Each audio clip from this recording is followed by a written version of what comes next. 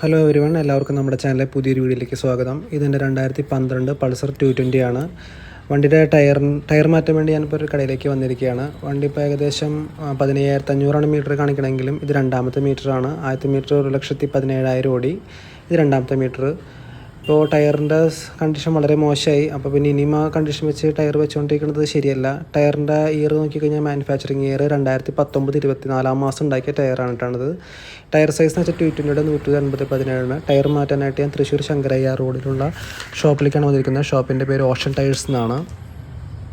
അപ്പോൾ ഇതാണ് നമ്മുടെ ടയർ ഓക്കെ പറഞ്ഞു. ടയർ ചേട്ടൻ മാറ്റിക്കൊണ്ടിരിക്കുകയാണ്. ടയർ മാറ്റുന്ന സമയത്ത് ഞാൻ പോയിട്ട് ബില്ലടയ്ക്കാൻ വേണ്ടി പോയപ്പോൾ ഒരു ബില്ലിൻ്റെ എമൗണ്ടിൻ്റെ കാര്യം പറഞ്ഞു. 2,550 രൂപയാണ് ബില്ല് എമൗണ്ട് എന്നെങ്കിലും നമ്മൾ ആകെ ഫുൾ അടയ്ക്കേണ്ട പൈസ എന്ന് പറയുന്നത് 2,708 രൂപയാണ്. 2,550 രൂപ ടയറിനും 100 രൂപ അതിൻ്റെ നെക്കിനും 58 രൂപ കാർഡ് പേയ്മെൻറ്റ് വഴി നടത്തുന്നത് കൊണ്ട് കാർഡിൻ്റെ പേയ്മെൻറ്റ് നമ്മൾ അടയ്ക്കണം. എനിക്ക് വളരെ അത്യാവശ്യം അതിൻ്റെ പേരിൽ ഞാനത് കൊടുത്തിട്ട് പോയി. പക്ഷേ അതെനിക്ക് ശരിയായിട്ട് തോന്നിയില്ല. കൂടുതൽ വീഡിയോസിനായിട്ട് ചാനൽ സബ്സ്ക്രൈബ് ചെയ്ത് കൂടിക്കോളൂ.